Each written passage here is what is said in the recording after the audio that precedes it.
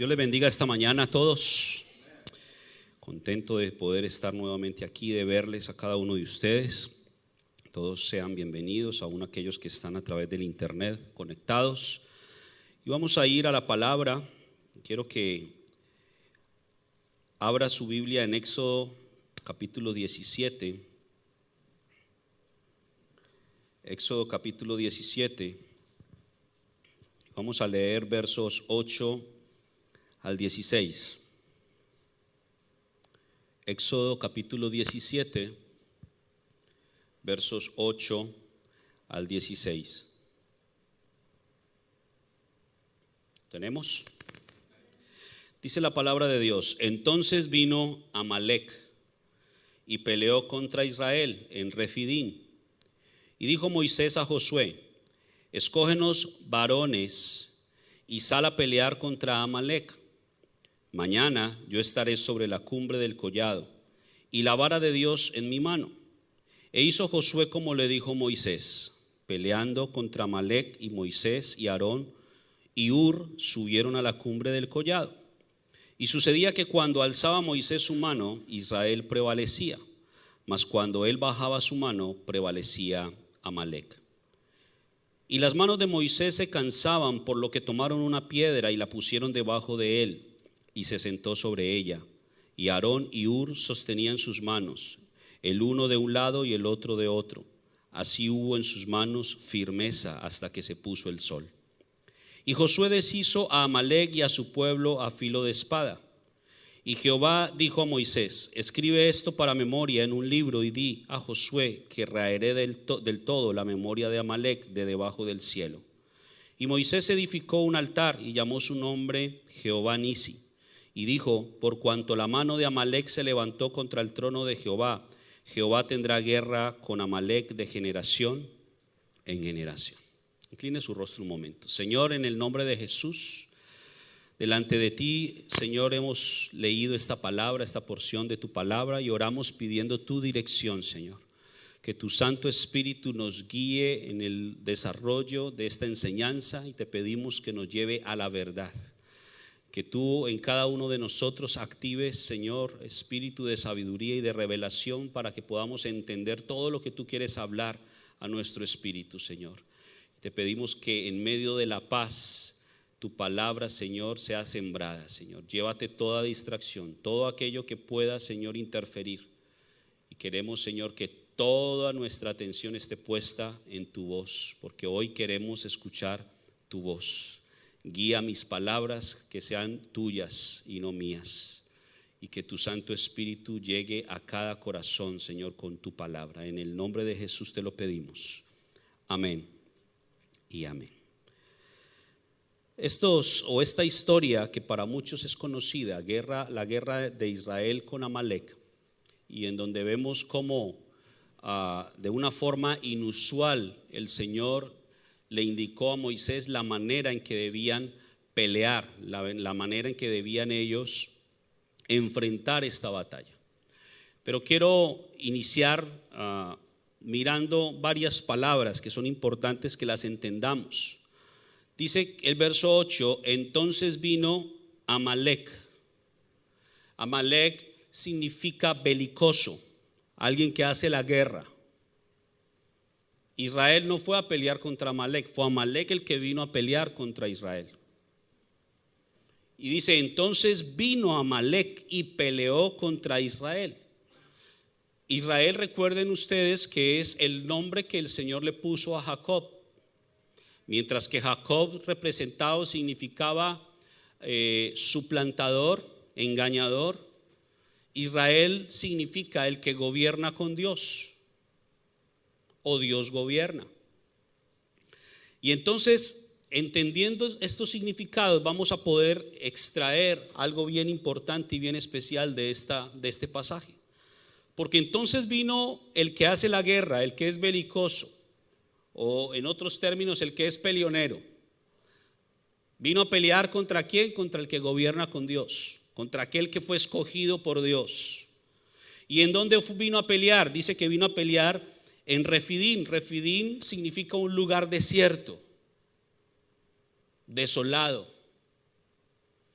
Y cuando miramos esto solamente hasta aquí y lo miramos en el contexto de nuestra vida, preguntémonos esto: ¿en qué momento viene el belicoso, es decir, el enemigo, a pelear contra aquellos que hemos sido escogidos con Dios o que hemos decidido rendir nuestras vidas a Dios para que sea Dios gobernando a través de nosotros? ¿En qué momentos viene ese enemigo a pelear con nosotros? Por lo general viene en los momentos en donde estamos en los desiertos, en los momentos en donde como que muchas cosas en nuestra vida comienzan a desacomodarse, en donde ya no tenemos la abundancia, en donde las cosas comienzan a escasear, y es ahí donde viene y arremete con todo el enemigo contra nuestras vidas. Entonces vino Amalec y peleó contra Israel en Refidín. Verso 9. Ahora dice, y dijo Moisés a Josué. Moisés significa el que fue rescatado de las aguas o sacado de las aguas. Mientras que Josué, que antes se llamaba Oseas, significa o representa el Señor salva. Ese es el significado del nombre Josué. Entonces miremos que acá el que fue sacado de las aguas representa la voz de Dios, le indica a Josué, es decir, a aquel a través de quien Dios trae salvación, y le dice, escógenos varones. Recordemos que en la escritura la palabra varón se refiere o representa a una persona que está dejando su condición de hombre, es decir, de ser terrenal, de vivir en la carne, para comenzar una vida en el espíritu. Vemos por ejemplo en Romanos capítulo 8 cómo nos hace un contraste entre la vida de la carne y la vida en el espíritu. Quien vive en la carne es un hombre, quien vive en el espíritu es un varón. Y entonces Dios está buscando a esos varones, a esos que quieren vivir en el espíritu, a esos que están renunciando a la carne, que están dejando de vivir en la carne para poderse convertir en aquello que el Señor quiere que nos convirtamos. Y entonces es a esos a los que el Señor quiere que se escojan para que salgan a pelear contra Amalec, contra el que hace la guerra. Y nos damos cuenta de que las peleas, las guerras, las tentaciones, las pruebas vienen para los varones, no vienen para los hombres. Miremos por un momento Santiago capítulo 1. Santiago capítulo 1, si usted me acompaña.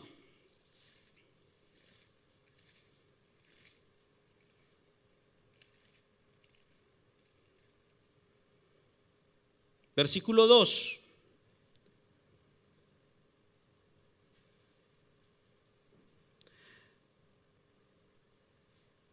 Mire lo que dice Santiago 1:2. Hermanos míos, tened por sumo gozo cuando os halléis en diversas pruebas, sabiendo que la prueba de vuestra fe produce paciencia, mas tenga la paciencia su obra completa, para que seáis perfectos y cabales, sin que os falte cosa alguna. El Señor permite las pruebas en nuestras vidas para formar en nosotros a ese varón. Fijémonos lo que dice el verso 12 de ese mismo capítulo. Santiago 1:12. Bienaventurado ¿quién? El varón que soporta la tentación, porque cuando haya resistido la prueba recibirá la corona de vida que Dios ha prometido a los que le aman. Entonces las pruebas, las guerras, las luchas, el enemigo las trama o las organiza contra los que son varones, es decir, contra aquellos que están dejando de vivir en la carne para comenzar a vivir en el espíritu. Porque pensemos lógicamente, ¿qué sentido tiene que el enemigo venga a atacar a uno que ya es parte de su reino, que es parte, que lo tiene agarrado ya? No tiene sentido. Él quiere atacar, él quiere debilitar, él quiere volver a subyugar a aquel que se le está saliendo de su control, a aquel que está peleando contra la carne, que es lo que él quiere empoderar en nuestras vidas. Entonces viene Moisés y le dice a Josué, regresando a Éxodo 17, que debe escoger varones, porque son los varones los que pueden pelear. Y sale a pelear contra Amalek. Dice: mañana yo estaré sobre la cumbre del collado y la vara de Dios en mi mano.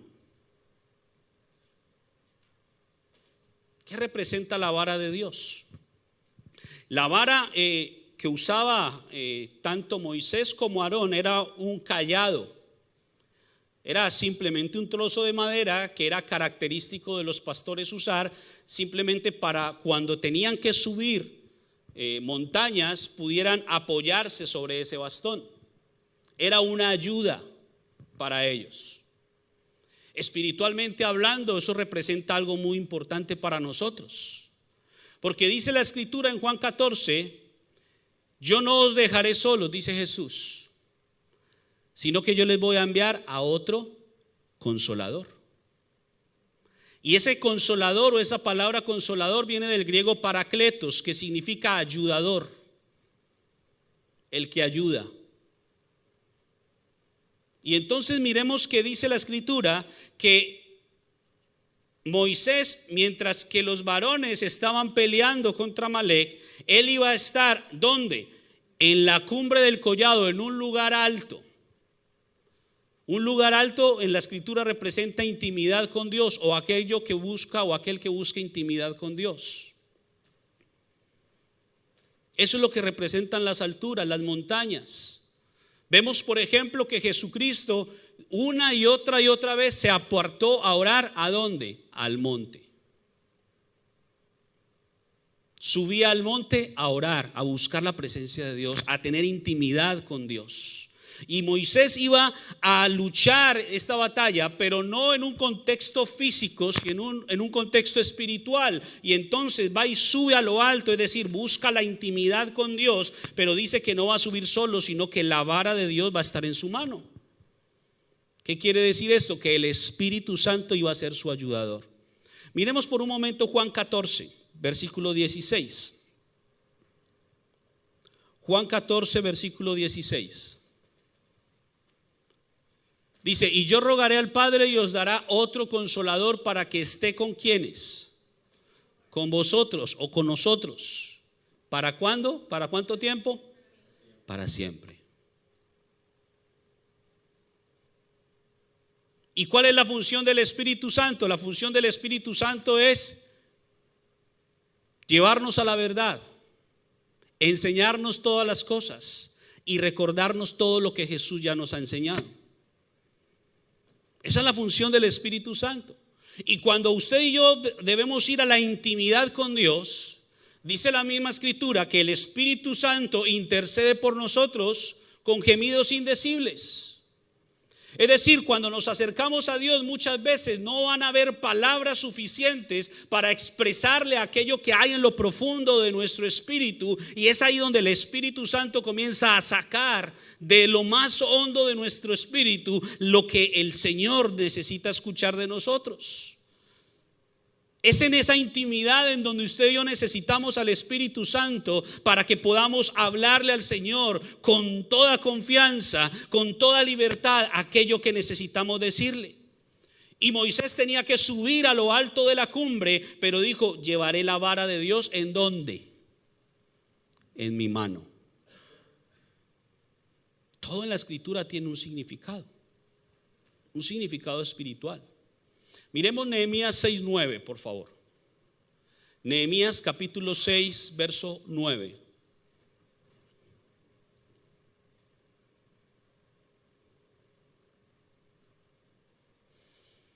Dice, porque todos ellos nos amedrentaban, diciendo, ¿se debilitarán qué?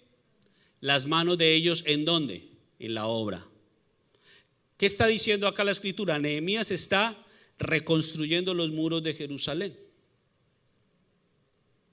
Y entonces tuvieron gran oposición de algún grupo de personas que no querían que los muros fueran reconstruidos.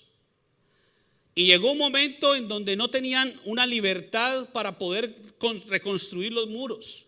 Y entonces viene Nehemías y le dice a la gente, ¿saben qué? Necesito algo que hagan ustedes, un esfuerzo extra. Con una mano construyan y con la otra tengan la espada en su mano, para cuando sea necesario se use. Y entonces está diciendo, porque todos ellos nos amedrentaban diciendo, se debilitarán las manos de ellos en la obra y no será terminada. Ahora pues, oh Dios, fortalece tú mis manos.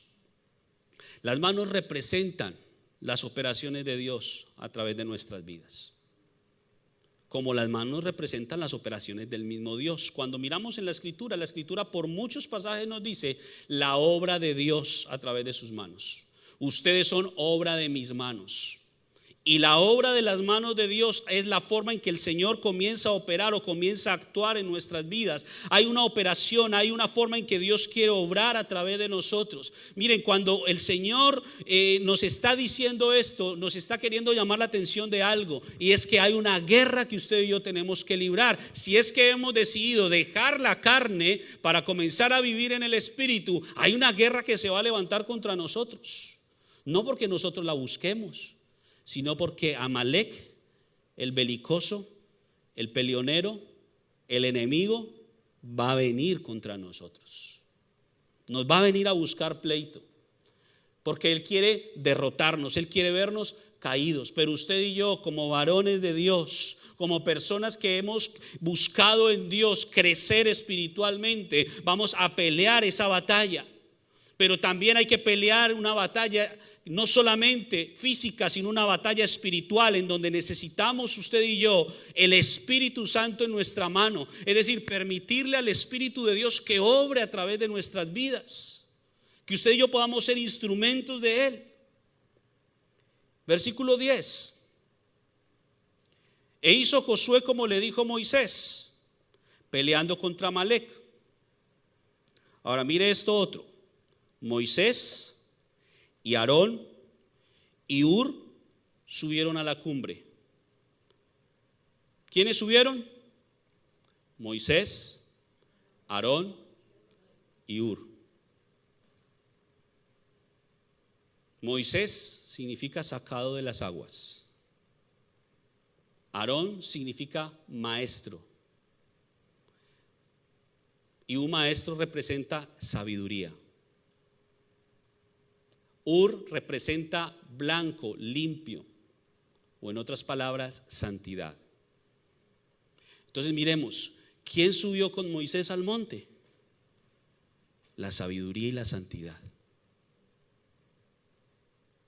Porque cuando vamos a pelear una batalla, espiritualmente hablando, lo que nos va verdaderamente a ayudar en esa batalla es que usted y yo caminemos en santidad y que podamos tener de nuestro lado la sabiduría de Dios. Eso es lo que nos va a llevar a la victoria. Y Moisés subió entonces, buscó la intimidad con Dios, pero subió junto con él Aarón y Hur a la cumbre del collado. Miremos Mateo capítulo 5 verso 1, por favor. Mateo 5:1.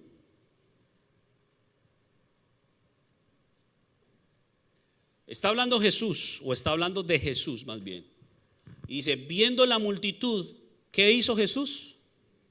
¿Subió a dónde? al monte. Buscó la intimidad con Dios. Y sentándose, vinieron a él sus discípulos. Entonces, ¿quién subió? Jesús. ¿Y quién más subió? Los discípulos. ¿Y de dónde quedó la multitud?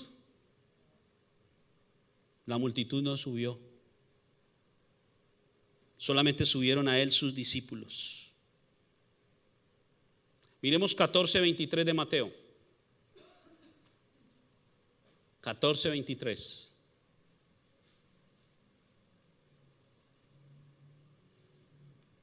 Despedida la multitud, ¿qué hizo Jesús?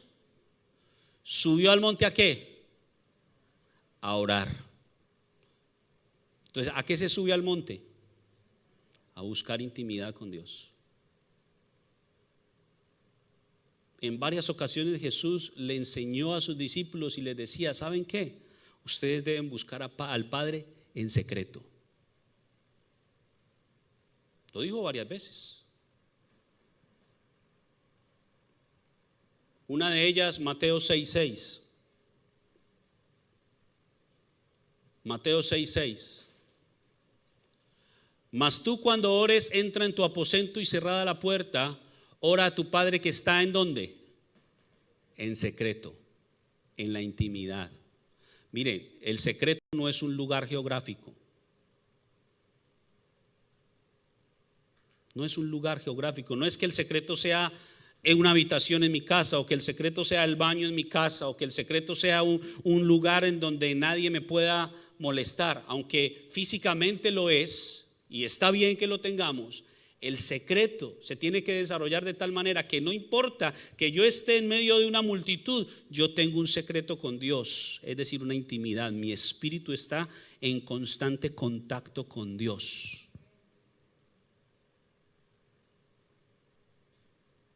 Le enseñaba en estos días a un grupo y les decía acerca de la intimidad de esto.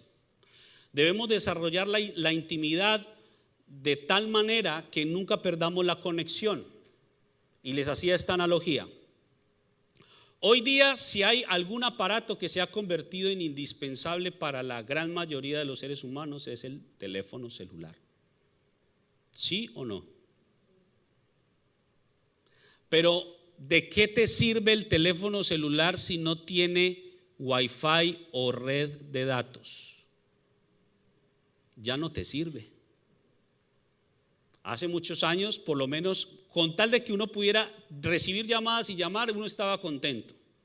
Pero hoy día, si usted mira su celular y no tengo internet, es un aparato inservible. ¿Y qué es el Wi-Fi o la conexión de datos? Es una conexión invisible. ¿Usted ve la conexión? No la ve. Solo se da cuenta porque el celular le muestra un icono donde ve que hay conexión, incluso ve la intensidad de la conexión, ¿sí o no? Y hay lugares por donde a veces pasamos en donde vemos que como que la señal se va perdiendo, ¿cierto? O aún se pierde completamente. Espiritualmente pasa igual. Muchas veces tenemos una señal full, 100% aquí en la congregación. Y pareciera ser que cuando cruzamos las puertas, como que la señal empieza a menguar, y muchas veces se pierde.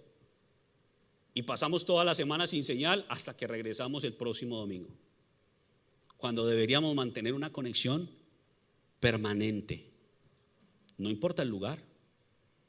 ¿Cuál es el esfuerzo hoy de las compañías de comunicaciones o de internet? Es poder garantizar que haya conexión en todo lugar, ¿sí o no? Y cada compañía dirá, no, nosotros garantizamos el 99 punto tanto % de cobertura. Y usted se da cuenta de que hay lugares, aún dentro de la ciudad, en donde no le agarra señal. Y entonces, si miramos esa analogía y la aplicamos a nuestra vida, no podemos nosotros permitir que esa señal ni que se debilite, ni mucho menos que se pierda. Necesitamos que esa señal sea permanente en nosotros, que haya una conexión permanente en nosotros, porque esa es la verdadera intimidad que Dios quiere. Y Jesús buscaba constantemente subir al monte y le indicó a los discípulos: miren, deben buscar el secreto, la intimidad, no un lugar geográfico. Porque ¿cómo vamos a poder decir hoy que yo no soy capaz de orar si no estoy en ese lugar geográfico que yo llamo mi secreto? Eso sería absurdo. Ay, no, yo no puedo orar si no es en esa habitación en mi casa, si no es sentado en ese sofá que tengo allá. Sería absurdo. Por eso el secreto representa la intimidad que yo desarrollo con Dios, no importa el lugar. Y entonces acá nos está mostrando que mientras que Josué, es decir, aquel que Dios usa para traer salvación, escogió varones para salir a pelear contra Amalek, Moisés estaba en lo alto de la cumbre del collado y junto con él estaban Aarón y Hur. La sabiduría y la santidad. Y ya vamos a mirar al final de esta enseñanza por qué es tan importante la sabiduría y la santidad a la hora de pelear las batallas. Sigamos adelante, versículo 11. Y sucedía que cuando alzaba Moisés su mano, Israel prevalecía. Mas cuando él bajaba su mano, prevalecía Amalek. Dos momentos en el proceso. Uno, mientras que Moisés tenía las manos, que representan cómo Dios opera o la operación de Dios, mientras que él tenía las manos en alto, cosa que representa fuerza, es decir, la operación de Dios se está dando con fuerza. ¿Qué pasaba? Israel prevalecía. ¿Qué es prevalecer? Es que era más fuerte que sus enemigos. Pero cuando Moisés bajaba las manos, ¿quién prevalecía? Amalek. Se hacía más fuerte el enemigo. Miren esta importancia de las manos levantadas. Por eso el mensaje hoy se llama con las manos en alto. Porque el Señor quiere enseñarnos la importancia de tener nuestras manos en alto. Y escúcheme esto, no es esta posición literal, es lo que eso representa en nuestras vidas. Porque si yo levanto las manos sin sentido, sin entendimiento, eso no pasa nada, no cambia nada. Porque entonces si yo digo que hay que levantar las manos como un rito, como un augurio, como una especie de fórmula mágica, yo estoy negando el entendimiento que la palabra me está dando. Y estoy simplemente reduciendo al Señor a simplemente agüeros o ritos, que no es lo que Dios quiere. Porque no es el levantar las manos físicamente lo que significa algo o lo que pueda producir algo. Es el entendimiento que yo tengo de lo que eso representa espiritualmente. Por eso dice Pablo que nosotros debemos venir al Señor como un sacrificio vivo, santo y agradable, que es un culto racional. ¿Y qué es un culto racional? Es que el entendimiento en nosotros esté activado para que nosotros comprendamos lo que estamos haciendo. No es cantar las canciones, las letras que aparezcan en las pantallas. Ay, porque leo o canto esas letras de las pantallas, algo está sucediendo. No, si yo no entiendo lo que leo, no pasa nada. El Señor quiere abrir el entendimiento en nosotros para que cada palabra que usted y yo cantemos, cada palabra que usted y yo leamos o escuchemos en la Escritura tenga un sentido para nuestras vidas. Y entonces viene el Señor y dice, o dice la Escritura, que cuando Moisés alzaba las manos o alzaba su mano, Israel prevalecía, mas cuando él bajaba su mano, prevalecía Amalek. Verso 12. Y las manos de Moisés, ¿qué pasaba? Se cansaban. Las manos de Moisés se cansaban. Miremos Salmos 37, por favor, verso 17. Salmos 37, verso 17.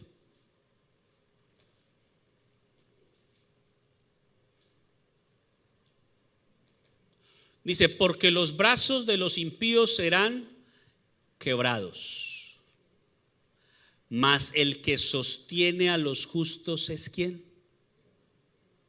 Jehová. Miremos el 24, verso 24.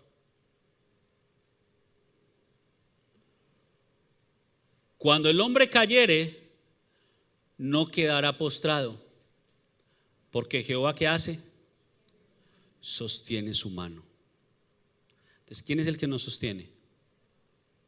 El Señor es el que nos sostiene. ¿Ha hecho usted el ejercicio de tener las manos arriba por un buen tiempo? ¿Se cansa o no se cansa? Algunos resistirán más que otros, pero de que se cansa, se cansa. Pero ¿qué pasa si usted tiene las manos en alto, pero hay algo que lo sostiene?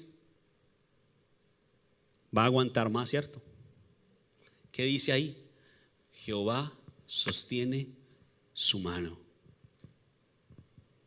Y entonces Moisés subió a pelear una batalla espiritual. Y dice que cuando levantaba sus manos, porque estaba orando a Dios, se hacía más fuerte Israel sobre su enemigo. Pero cuando bajaba las manos, su enemigo se hacía más fuerte. Es decir, el enemigo Amalek se hacía más fuerte que Israel. El verso 12 dice que las manos de Moisés, ¿por qué razón bajaba las manos? No porque él quería, no porque estuviera haciendo este ejercicio. Él bajaba las manos porque se cansaba. Y yo le pregunto, ¿se ha cansado usted alguna vez? ¿Nos hemos cansado alguna vez?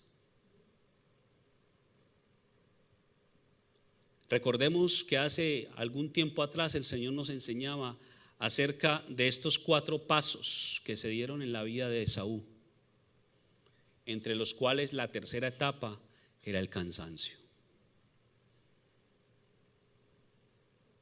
Veíamos en Hebreos, no para que lo busquemos, pero hago la referencia, Hebreos capítulo 12, versículo 3 y 4, dice, porque aún no habéis resistido hasta la sangre, combatiendo contra el pecado. Y aún dice, y considerad aquel que sufrió tal contradicción de pecadores para que vuestro ánimo no se canse hasta desmayar.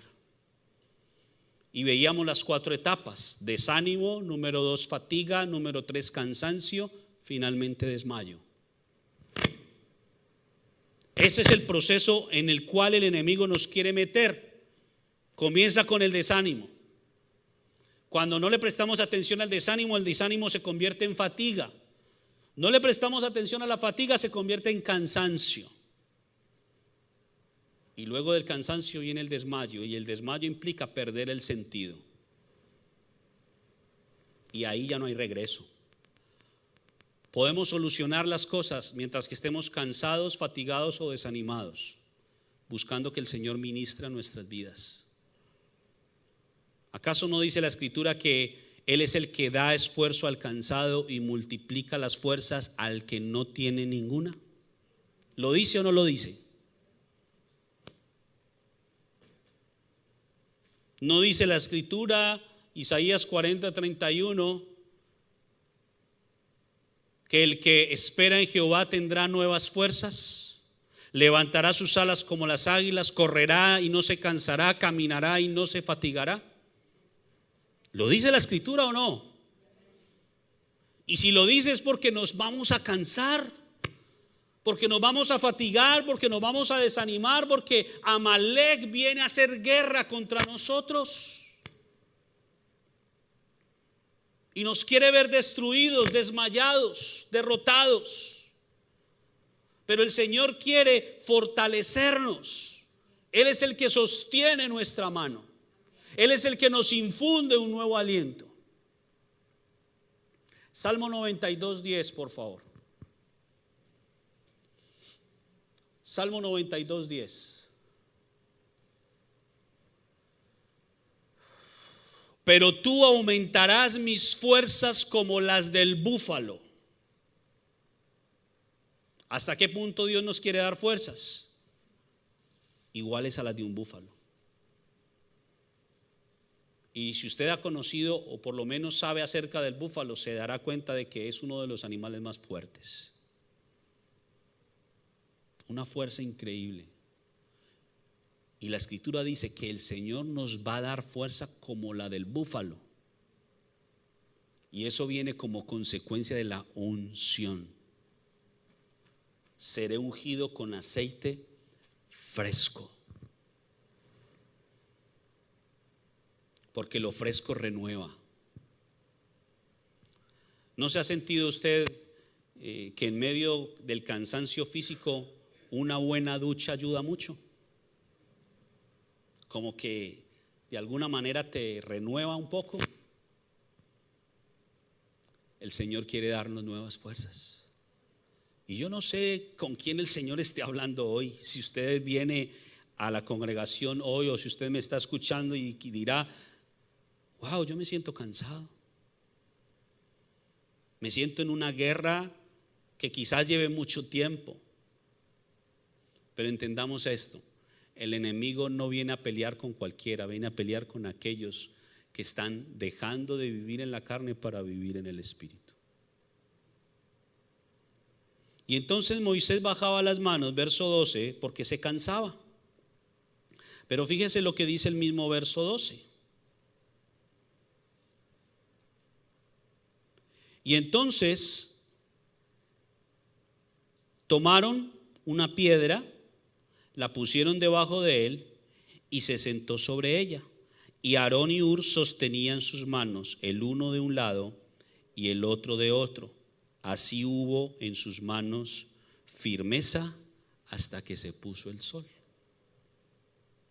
Esto tiene un tremendo significado. Vamos a ver dos versos, 41:13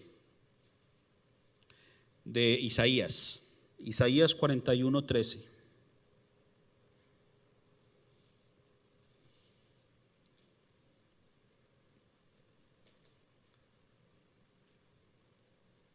Porque yo, Jehová, soy tu Dios, quien te sostiene ¿de dónde?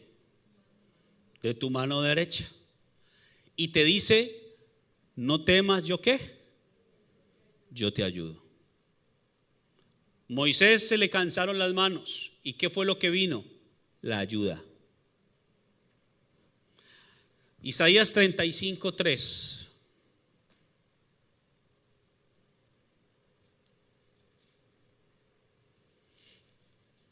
Mire lo que dice: fortaleced las manos como cansadas, afirmad las rodillas endebles. Verso siguiente: decid a los de corazón apocado, o en otras palabras, desanimado, esforzaos, no temáis. He aquí que vuestro Dios viene con retribución, con pago. Dios mismo vendrá y os salvará. ¿Quién es el que nos ayuda entonces? El Señor. Pero fíjense, levantad las manos cansadas. No está diciendo la Biblia que no nos vamos a cansar. Efectivamente nos vamos a cansar. Pero en medio del cansancio el Señor va a venir para traernos nuevas fuerzas. Ahora, Moisés se cansaba, bajaba las manos. Aarón y Hur se dieron cuenta de que cuando bajaba las manos Israel comenzaba a perder. ¿Qué dijeron? Hay que ayudar a este hombre de alguna manera. Y fíjense lo que hicieron, porque nada de eso es casual. ¿Qué hicieron? ¿Qué tomaron? Una piedra. Mateo capítulo 16, por favor. Mateo capítulo 16, verso 17.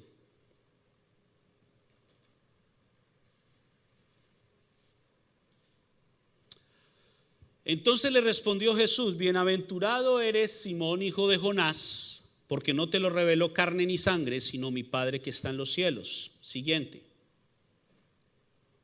y yo también te digo que tú eres Pedro, y sobre esta roca o piedra edificaré mi iglesia, y las puertas del Hades no prevalecerán contra ella.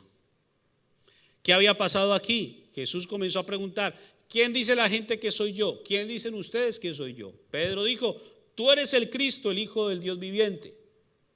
Jesús le responde: bienaventurado eres, Simón, hijo de Jonás, esto no te lo reveló carne ni sangre, sino mi Padre.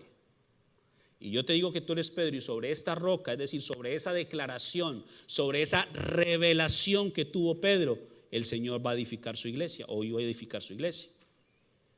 Entonces miremos, ¿qué fue lo que tomaron Ur y Aarón? Una piedra, una revelación. Y no solamente la tomaron, sino que la acercaron e hicieron que Moisés se sentara en ella. Es decir, que no solamente era una piedra, sino que se convirtió en un fundamento, en un soporte. Miremos primera de Pedro 2:6. Primera de Pedro 2:6. Dice: por lo cual también contiene la escritura: he aquí pongo en Sión la principal ¿qué? Piedra del ángulo, escogida, preciosa, y el que creyere, en él, no será avergonzado. Verso siguiente: para vosotros pues, los que creéis, él es precioso. Se está refiriendo a Cristo. Pero para los que no creen, la piedra que los edificadores desecharon ha venido a ser la cabeza del ángulo. Entonces, ¿quién es la piedra?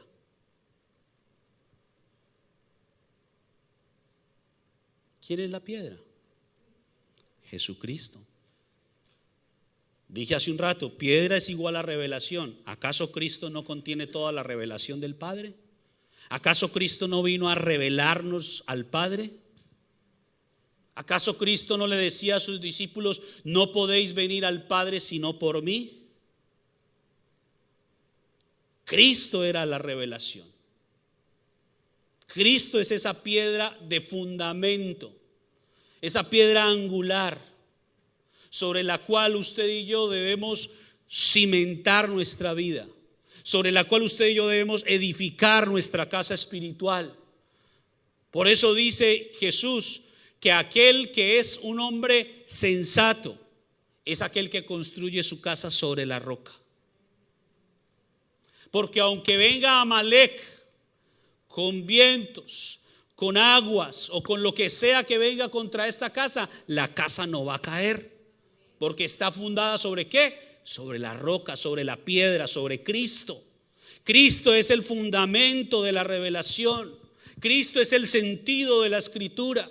Y sobre Él es que usted y yo tenemos que edificar la casa.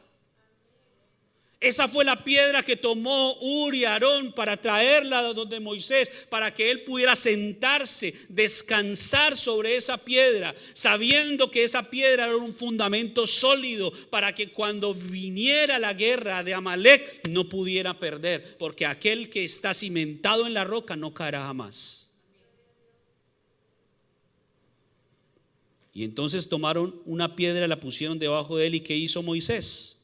Se sentó sobre ella. ¿Sabe que sentarse representa meditar? Ahorita leíamos Mateo 5:1, y Mateo 5:1 decía que viendo la multitud, Jesús subió al monte y sentándose vinieron a él sus discípulos. Cuando nos sentamos o cuando queremos meditar en algo, queremos considerar algo con atención, ¿qué hacemos? Nos sentamos y pensamos en eso. El sentarse es una representación de meditar. Y no meditar cualquier cosa, meditar la escritura. Miremos Salmo capítulo 1, verso 1 al 3. Salmo capítulo 1, verso 1 al 3.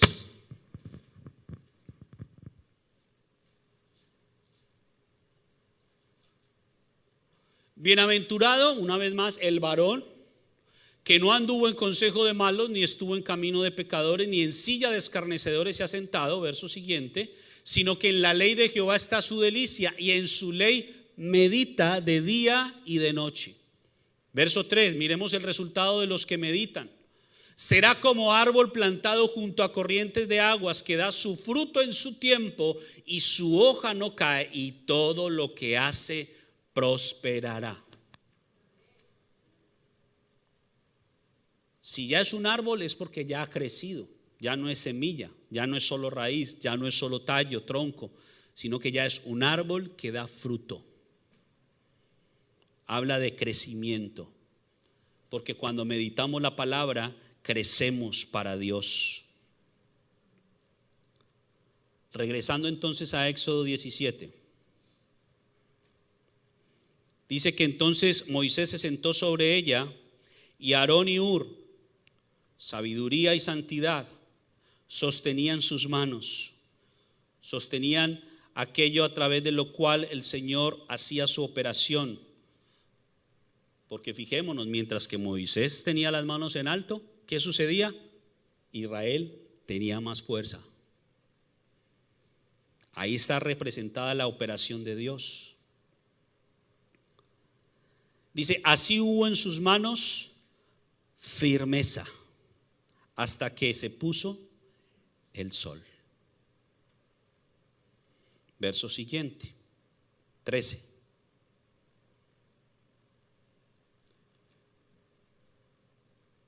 Y Josué deshizo a Amalec y a su pueblo, ¿a qué? ¿A filo de qué? A filo de espada. Y miremos lo que dice Efesios 6:17. Efesios capítulo 6, verso 17.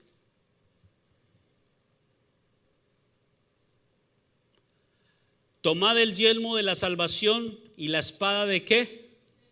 Del Espíritu, que es la palabra de Dios. Entonces, ¿con qué fue que se deshizo Amalec? Con la palabra de Dios. ¿Con qué es que nosotros vamos a derrotar al enemigo? Con la palabra de Dios. Jesús fue llevado por el Espíritu al desierto para que Amalec viniera contra él, ¿sí o no? Para que el enemigo viniera contra él. ¿Cómo fue que Jesús ganó esa batalla? Con la palabra. Dice acá en el versículo 13, Josué deshizo a Amalec y a su pueblo a filo de espada. Porque la palabra de Dios tiene mucho filo, ¿o no? Hebreos 4:12. Hebreos capítulo 4, verso 12.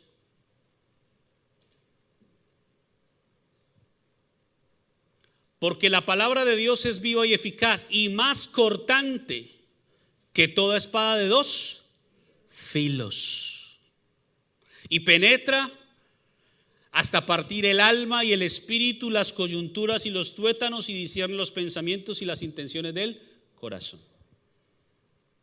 ¿Tiene filo la palabra o no? ¿Tiene el poder de destruir al enemigo o no? Muy bien. ¿Cómo fue que Israel deshizo a Amalec? Con la palabra. Pero fue necesario que la voz de Dios se manifestara, porque Moisés era el que portaba la voz de Dios. Su nombre representa sacado de las aguas. Él era el que portaba la voz de Dios. Y ese que portaba la voz de Dios le dio una instrucción a Josué, es decir, a través de quien Dios trae salvación, para que escogiera varones, personas que no andaban en la carne sino en el espíritu, y vinieran a hacer guerra contra el enemigo. Y estando en la batalla, mientras estos varones peleaban la batalla espiritual, Moisés estaba también peleando por su lado la batalla. Es decir, el Señor dotó de herramientas para que Israel no peleara solo. Por eso leíamos ahorita que es el Señor el que nos da el esfuerzo, el que nos sostiene. Es el que nos va a venir a ayudar en medio de las batallas. Pero usted y yo debemos desarrollar un entendimiento de que mis batallas no son físicas, son espirituales. ¿Tiene usted un problema en su trabajo con algún compañero o compañera? Ella o él no es su enemigo. Hay algo espiritual que está usando a esa persona para hacerle la guerra a usted. ¿Está sucediendo algo en el contexto de su casa, de su familia? Pregúntese, ¿qué es lo que el enemigo está queriendo hacer? Porque su enemigo no es su esposa, su esposo, sus hijos o cualquier otro familiar. Porque a veces pensamos que porque discutimos con una persona, entonces esa persona es mi enemigo. E ignoramos que nuestra lucha es espiritual. Recordemos, no tenemos lucha contra carne y sangre. Nuestra lucha es espiritual. Y esto no se trata de ser místico, esto se trata de ser realista. Todo tiene un trasfondo espiritual. Pero usted y yo debemos desarrollar el entendimiento para poder pelear eficaz y efectivamente. Ahora, llama la atención que dice en el versículo 12, al final, que cuando Moisés se sentó sobre la piedra, mientras que Aarón y Hur sostenían sus manos, hubo firmeza. Miremos el verso 13 de Efesios 6. Efesios 6, 13.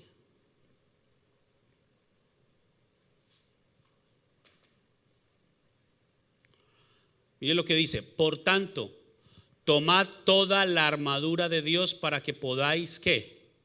Resistir. ¿Cuándo? En el día malo, en el día de la guerra.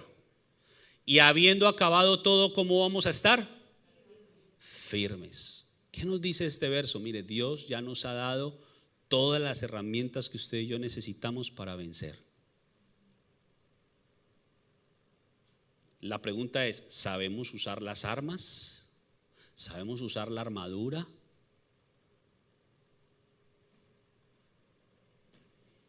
Porque el tema no es tener armas, el tema es saber usarlas. ¿De qué le sirve a alguien tener armas si no las sabe usar? Capaz que se hiere a sí mismo. Entonces, las armas hay que saberlas usar. Y el Señor dice: tomad toda la armadura de Dios para que podamos resistir en el día de la guerra, en el día malo. Y habiendo acabado todo, vamos a estar firmes. Terminemos con este verso. Segunda de Corintios 2:19. Y recordemos esto que dice el pasaje. Moisés, sus manos se le cansaban, pero vino Aarón y Hur, representando a la sabiduría y a la santidad, y le ayudaron. Porque para que usted y yo venzamos en la guerra necesitamos la sabiduría de Dios, pero necesitamos caminar en santidad para que el enemigo no tenga nada que decir de nosotros. Segunda de Corintios 7:1, y perdónenme la confusión ahí. Segunda de Corintios 7:1. Así que, amados, puesto que tenemos tales promesas, limpiémonos ¿de qué? De toda contaminación de carne y ¿de qué más? Y de espíritu, perfeccionando ¿qué? La santidad en el temor del Señor. Para perfeccionar la santidad necesitamos el temor del Señor. Y el temor del Señor, según Proverbios 1:7, dice que es el principio de la sabiduría. Es decir, que el temor del Señor nos introduce a la sabiduría, la cual nos va a guiar en un proceso de purificación, de limpieza y de perfeccionamiento para que alcancemos esa santidad, sin la cual, dice la palabra, nadie podrá ver al Señor.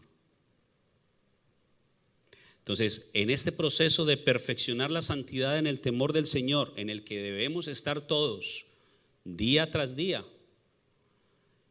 se convierten en esas dos bastones o en esas dos ayudas que cuando venga el día de la batalla, el día de la guerra, nos van a ayudar para que el enemigo no nos destruya. Nos van a ayudar a sostener las manos, es decir, a que el Señor se siga manifestando en nosotros y a través de nosotros. Pero necesitamos trabajar en el temor del Señor, buscando la sabiduría. Termina Éxodo 17, verso 16 o verso 15. Éxodo 17, 15. Y Moisés edificó un altar y llamó su nombre Jehová Nisi, que significa bandera o estandarte. La bandera se usa como un símbolo de identidad. Las naciones lo usan como un símbolo de identidad, pero también tiene una connotación, y es que cuando se ve la bandera en alto, da un mensaje de fuerza, de firmeza. Pero ¿qué pasa cuando la bandera está a media asta? Representa que hay luto, porque ha habido una pérdida. Entonces dice que Moisés levantó un altar y llamó su nombre Jehová Nisi. El Señor es mi bandera, mi estandarte, mi apoyo. Y el verso 16 con el cual termina el pasaje: y dijo, por cuanto la mano de Amalec se levantó contra el trono de Jehová. Le dije al principio que Israel representa o significa el que gobierna con Dios. ¿Y contra quién vino a pelear Amalec? Contra Israel. Y mire que en el verso 16 lo confirma. Por cuanto la mano de Amalec se levantó contra el trono de Jehová, Jehová tendrá guerra con Amalec, dice, de generación en generación. Mire, Amalec no va a dejar de atacarnos. De generación en generación va a haber una guerra. Pero las buenas noticias es que usted y yo vamos a ser siempre vencedores si buscamos la sabiduría, si guardamos nuestra santidad perfeccionándola en el temor del Señor, buscando esa intimidad, es decir, subiendo al monte a donde nos encontramos con el Señor, y sobre todo apoyándonos siempre en la roca que es Cristo. Así vamos a ganar nuestras batallas. No importa qué tan difícil sea, no importa que el enemigo nos supere por mucho, porque Amalec superaba por mucho a Israel. Si lo miramos solo en el contexto natural, Israel ni siquiera tenía entrenamiento para pelear contra Amalec. Recién habían salido de Egipto. ¿Qué eran? Albañiles, obreros. No habían empuñado una espada en su vida. Pero el Señor los capacitó. El Señor les dio la fuerza en sus manos para que pudieran derrotar a Amalec. Dios nos va a dar las fuerzas a cada uno de nosotros que estamos buscando al Señor para derrotar a nuestro Amalec. Yo no sé cuál sea el Amalec suyo. ¿Qué es lo que está viniendo a hacer guerra contra usted? Quizás es en sus emociones, quizás es en su intelecto, quizás es en sus finanzas, en su familia, no sé. Pero lo que yo sí sé es que aquellos que nos apoyamos en Dios, en Cristo, aquellos que buscamos la sabiduría, el consejo de Dios, que buscamos agradarle a Dios en todo, vamos a vencer. El Señor nos va a dar la victoria. Y sobre todo entendiendo que la manera de derrotar al enemigo es con la palabra de Dios, no con mis palabras. Mire, el enemigo no le da miedo cuando usted le dice, te reprendo en el nombre de Jesús, si usted no tiene las condiciones espirituales para que esa declaración tenga suficiente autoridad. Por eso dice, perfeccionando la santidad en el temor de Jehová. Cuando tenemos eso dentro de nosotros, mire, usted no tiene ni que gritarle. Usted simplemente declara la palabra y el enemigo tiene que huir. Así que tenemos todo eso de nuestro lado. No se asuste por las guerras. Las guerras van a venir, pero el Señor nos va a ayudar a estar firmes. Tome toda la armadura de Dios para que cuando todo acabe usted pueda estar firme. Amén. Pongámonos de pie.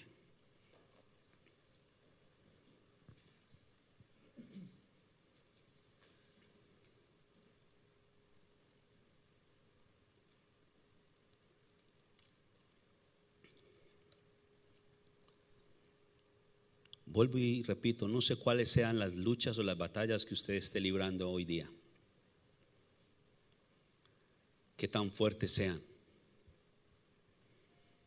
qué tan fuerte parezca Amalek en el contexto de su vida.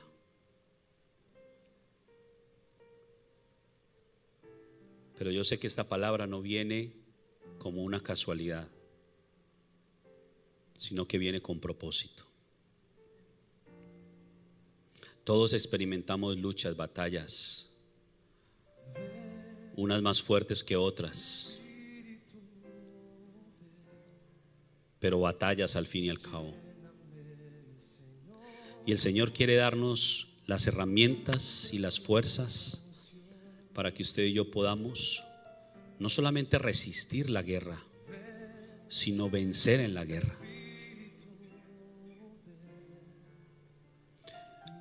Yo quiero invitarle ahí donde usted está. Si usted está experimentando luchas, problemas, guerras, batallas, cualquiera que sea, en cualquier contexto, ahí donde usted está, yo le invito a que levante sus manos. Levante sus manos entendiendo que cuando levantamos las manos estamos en un sentido declarando: Señor, yo acudo a ti. Pero también estamos reconociendo, así como Pablo tuvo que reconocer que él era débil, pero que era Dios el que se hacía fuerte en él. Y por eso viene el Señor y le dice a Pablo: ¿sabes qué, Pablo?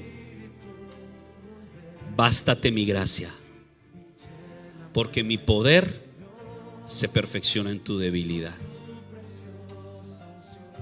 Y cuando Pablo entendió esto, pudo declarar: entonces yo me voy a gozar y a gloriar en mis debilidades, porque cuando yo soy débil, en realidad soy fuerte.